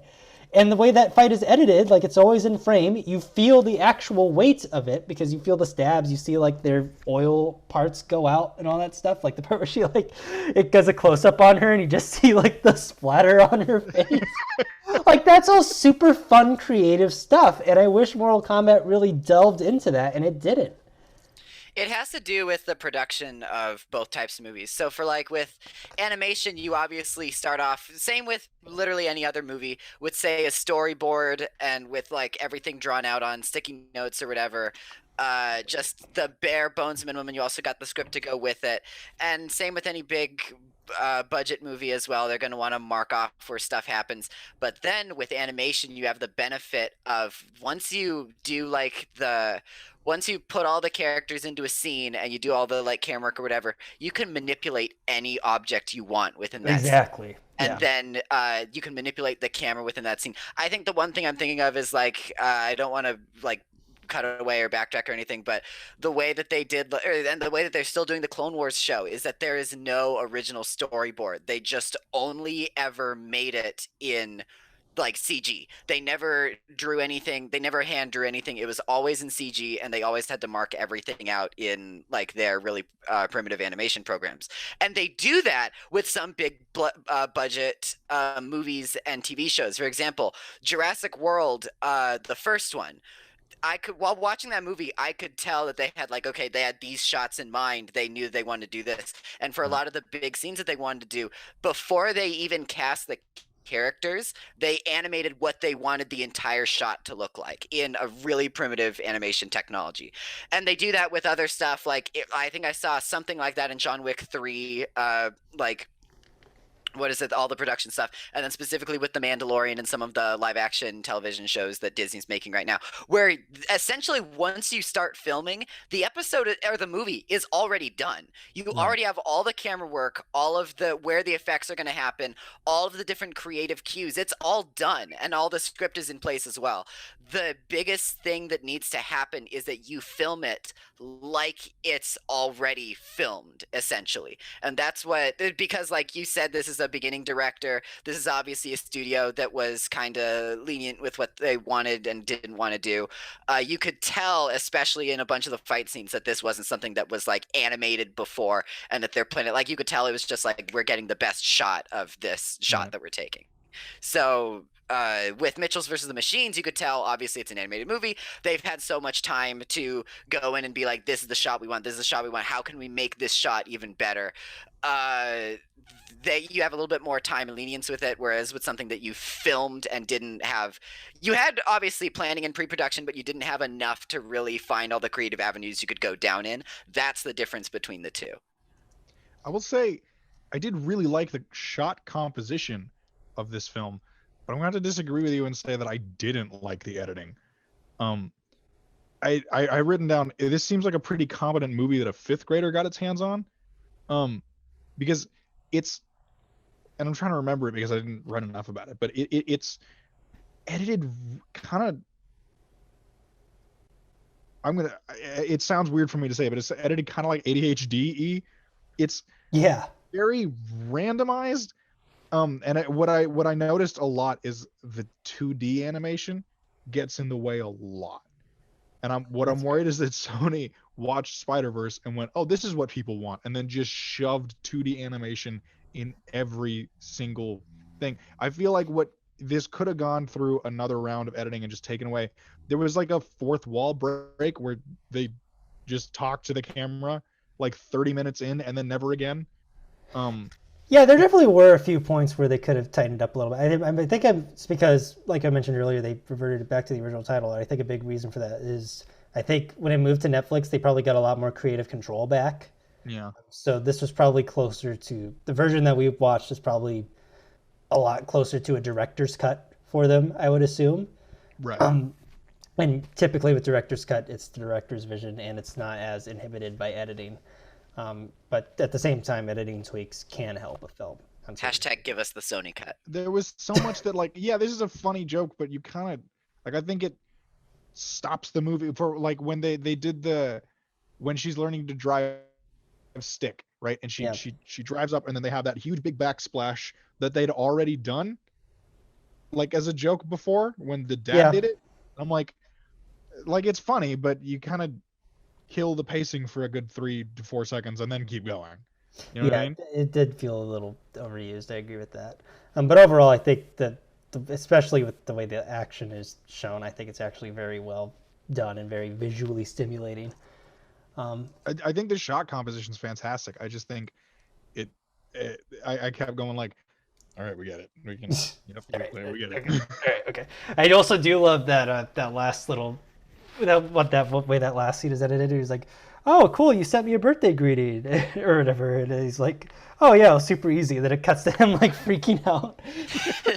Okay, the bit with him and the computer is very funny. How do I press it? Just press send. Just press. And then there's like a part where he's crying in the corner. It's very. I just bought funny. 13 pairs of slippers on Amazon. But I have, because it felt like you know how Lord of the Rings, where they just keep doing endings. Yeah, the endings just I keep started going. to feel that a little bit. I was like, okay, we get it.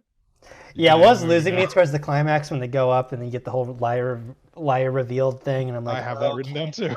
Okay, all right, but then it did bring me back in because I did think the actual resolution and climax was actually very well done. But that part, I was like, okay, let's get through this, and then they could save the day. But that was like the big part of the movie where it kind of slowed down a bit, but it did pick itself up again by the end. There's But a lot of overall, that for me, where it's like, so it kind of loses me and then brings me back in. I'm here to bust criminals and lick my own butt. It's a terrible joke. But then she says, and I'm all out of butt. And I'm like, all right, I'm back in. I'm back in. Just when I thought it was out. There's a bunch of like live action segments right at the very beginning of the movie, but there aren't any in the rest of the movie. That bothers me when movies do that, when they have live action points, but then the rest of the movie's not live action. In WALL-E, they actually explain it because somehow they go from live action people to fat animated people. The more fat you get, the more animated you get in the WALL-E verse. And but this one just didn't make any sense. They have like what I noticed is that with the camera, at least in the very slow scenes, like when the dad's watching the VHS of him and the kid, and like it's not a camera, but it feels like they're moving the camera slightly, like it's a handheld camera. Which when I noticed, I couldn't unnotice, I was like, okay, this is kind of weird. It reminded me of, this probably shouldn't remind me of it, but remember the opening scene of Whedon's Justice League when it's supposed to be like, is it vertical shot Superman? Yeah. But it's not filmed with an iPhone. It's filmed with a highly professional like camera. So it looks like you chopped it. And then they pan up and they look at his. So that's what it kind of felt like to me, where I don't like it when they do that and move. Especially, I'll tell you what really pisses me off is, actually, I don't know the difference. Fuck, I'm thinking of two things. I'm thinking of that, and then I'm thinking of when they use the fucking GoPro in Hobbit for like a split second. Oh, yeah, that happens a lot, huh? Like, either put me in the action of the scene where it's like, if you're filming with an iPhone, actually film with a regular iPhone so that we can see what's going on. Or you, if you have one continuous shot, don't cut to random GoPro footage. So I guess it just depends on what type of medium you're using. But it's also really distracting when like you have an industry standard camera that is supposed to look like an iPhone or something of lesser quality. Like just do it regularly. You don't have to lie to me. I know what the real world is like. Right. Just do this shit regular. A couple of things that I noticed. Who still owns the Yellow Pages and a home phone? I was like, no, this doesn't make any sense to me. They say I saved you a spot in our dorm. I don't think that's how dorms work. I don't think you can. It's a free for all. You definitely can't cancel airport tickets the day before You have to get on an airplane. Okay, now you're just nitpicking. Prancer belongs to the canyon now. The funniest line in the movie. they're doing they're climbing along on donkeys, and he's like, "Oh, don't worry, the weather's gonna be fine." And then it cuts, and the donkey's in the water, and he's like, "Well, what about Prancer? Prancer belongs to the canyon now." Is my favorite. I noted earlier this is a dangerous monopoly, and antitrust needs to get this guy when they're talking about the phones. But then later on, I said, "Oh, they do mention how antitrust should have gotten this guy," so I'm happy with that. Yeah. I was really worried we were gonna get Heard, the movie Her, where he falls in love Heard. with the phone. That didn't end up happening. I did question, why would you not just continue using the operating system you already developed? That seems like a really great way for your operating system to hate you and turn against you and become evil. And then that's exactly what happened. A lot of places seem really cool with these people taking their dog everywhere. They were just very cool with them taking their dog into places. You're such a bastard. You're looking for them. I was like, fucking.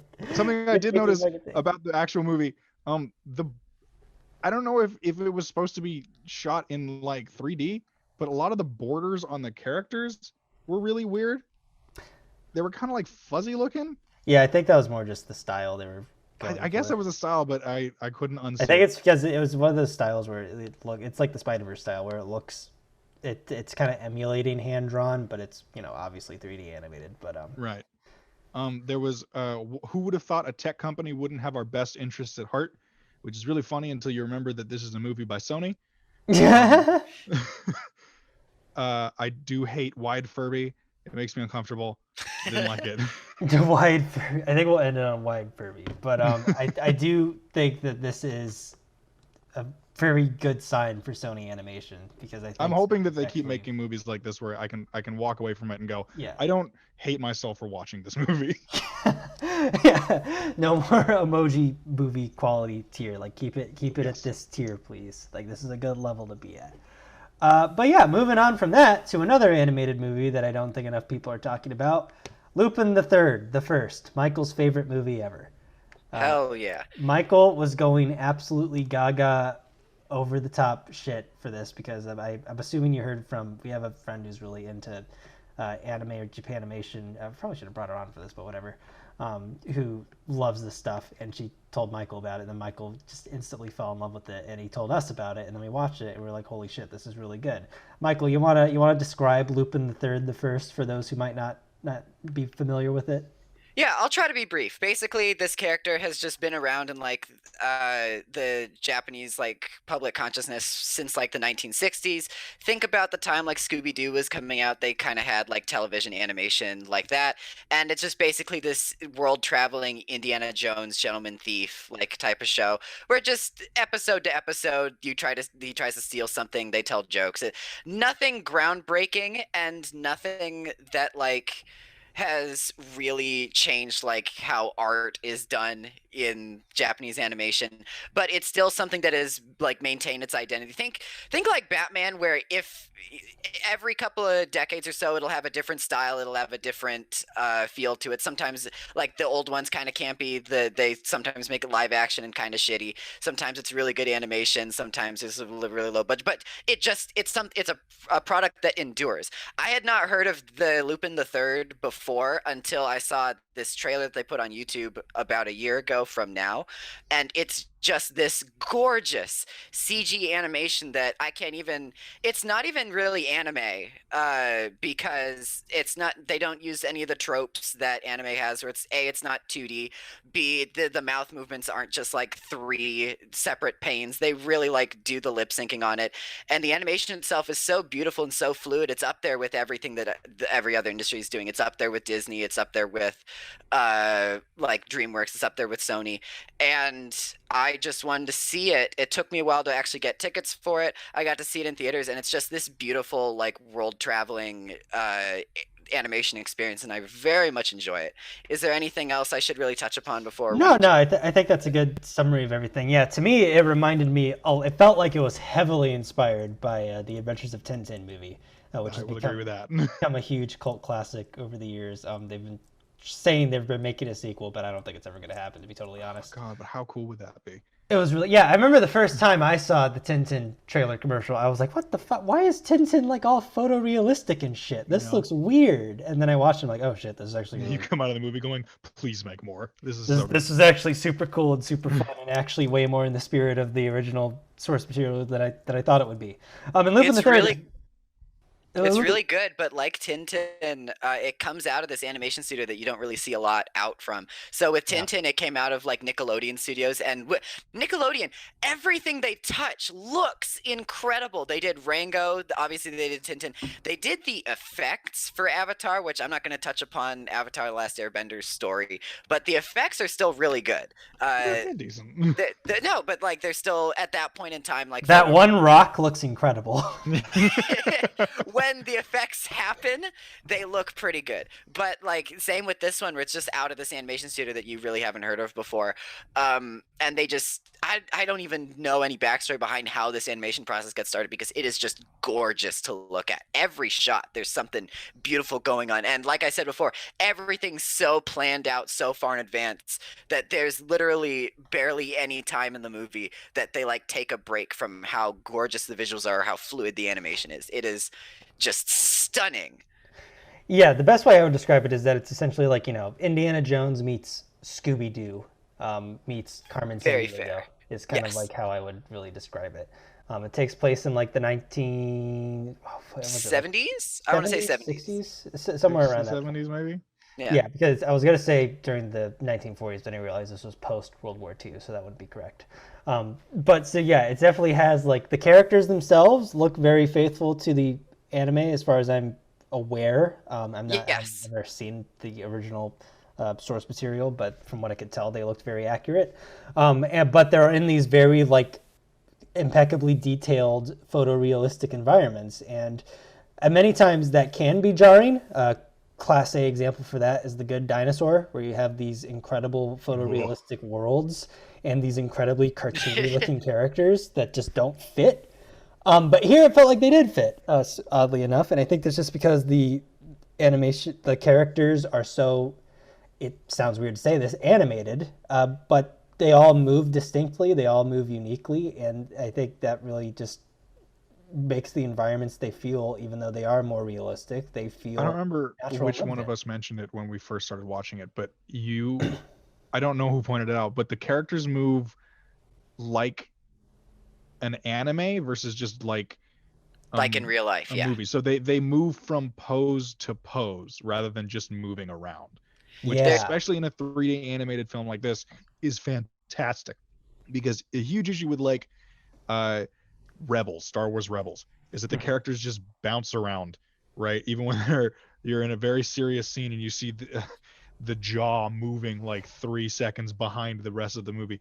But here they move from one pose and then stick there for a couple of seconds, and then to another pose and stick there for a couple of seconds. So it just feels completely different from any other 3D movie, and it just looks, I will say, this movie looks absolutely incredible. I'm not gonna go so far like story-wise as to say like this is anything groundbreaking, because I think the biggest critique is that the story is just kind of like the back. It's just kind of the backdrop of the whole thing. Like you don't need to pay attention to it. Also, you don't need to know anything about the story going in to follow anything. It's just like everything's within its own realm of exist. You don't, and that's the same with all of like the Lupin stuff. It's kind of the same as the Batman. As long as you know the fact that like Batman's parents are dead and he's the Batman, and that like Lupin like steals shit and has fun, like that's all you have to know going in. See, I think I disagree with you on that, and I don't want to talk about it because I feel like we get mad at each other. But you son of a bitch! I was really confused the entire film because I didn't know. There's two characters, that I think are supposed to just travel with him all the time. There's, I think, someone who's supposed to be an American. Yes. He's like supposed to be John Dillinger essentially. And then is that Keanu Reeves?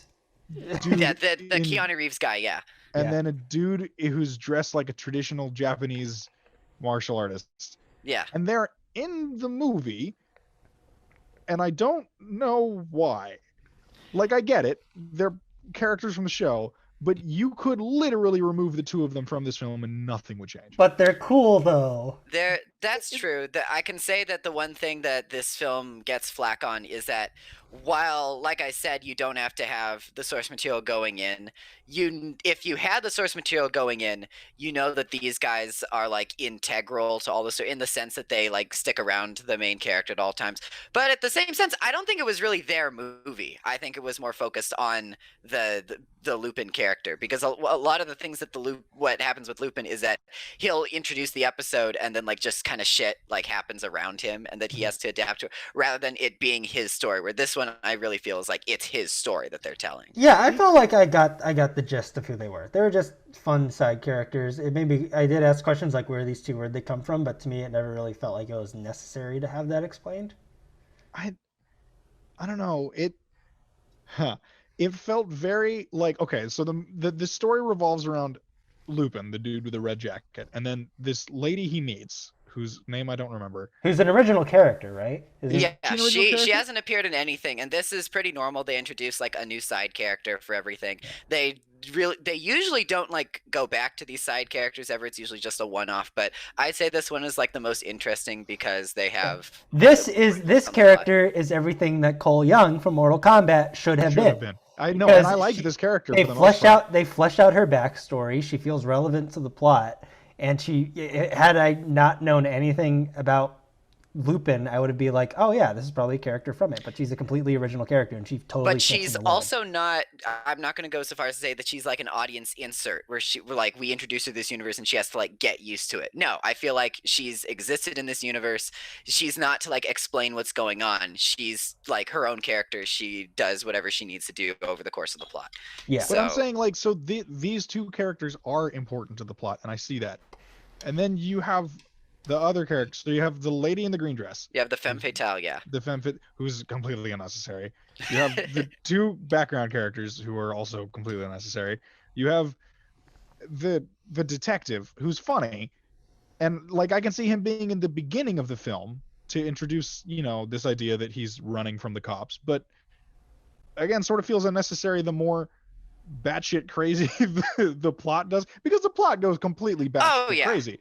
It goes like, I don't think this series has ever. It's like Scooby-Doo, where it's like it says it's supposed to be in a realistic setting, but then in every episode you're like, yeah, this is not realistic to any degree. Yeah, it's more probably Uncharted is a good thing to compare it to, and Indiana Jones, because like it starts out as a pretty grounded adventure that it starts introducing like more supernatural elements. The new Tomb Raider game. I think what was the phrase that you were using, Brian? It's like power something. Where it's about like how like you start off with this power scaling. It just like you start off completely like this is just a dude stealing a thing, and then later on, and this is not a bit, there are space Nazis and aliens. And I got lost.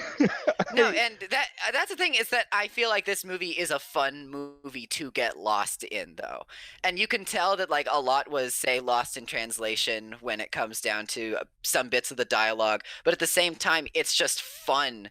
Like, it's a fun roller coaster ride to take all the way through, especially just looking at these amazing visuals. I will, however, go back and say I didn't mention it before. The soundtrack fucking slaps so hard. It's such a good soundtrack. No, yeah, I absolutely love it. It was like jazz, wasn't it? Yeah, it's like big band jazz, but all the way through. And they're taking all the songs that were written for like a Scooby-Doo type show and putting them on this big band like scale. It's just beautiful to the title sequence is not only gorgeously animated, but the theme rendition is incredible as well.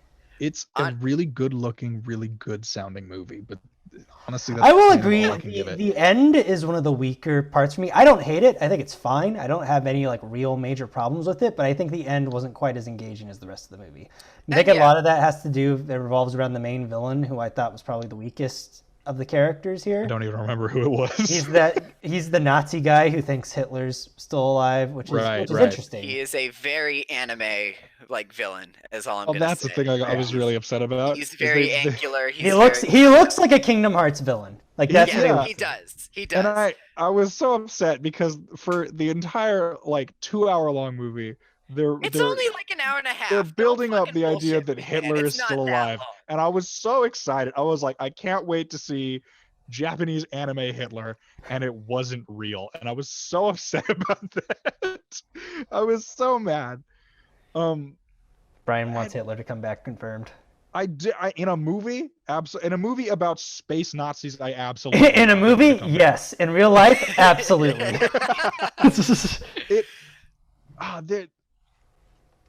I have to keep saying it. This movie is absolutely gorgeous, but I don't know. I didn't like this movie as much as you two did. I like it, but I think Michael and I are on the same page. Where like it's not like groundbreaking. Yeah. It's just very pretty and fun.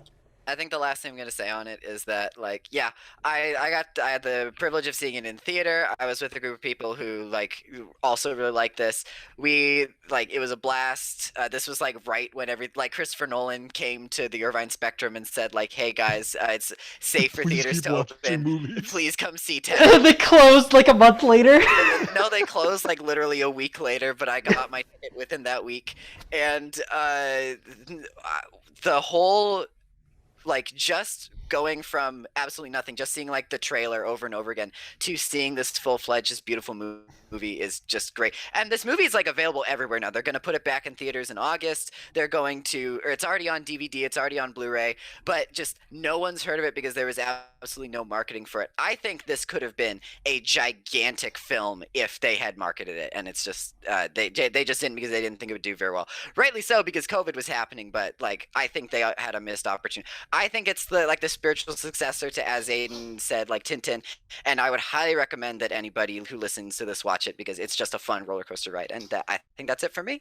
Yeah, I think that's a good place to end it. If you haven't seen it, definitely try to find it. I know Fathom Events is doing a re-release of it sometime soon. I'm not sure when, but that might be a good opportunity to see it. But I don't know where the hell else you'd find it, but try to find it. It's really good. Then watch Mitchells versus the Machines, because that's also great. And then Mortal Kombat if you want. I don't know. If you have HBO Max, it's still on there. I just checked. Is it still on there? I mean, it's there. Okay, yeah, it's there. Yeah.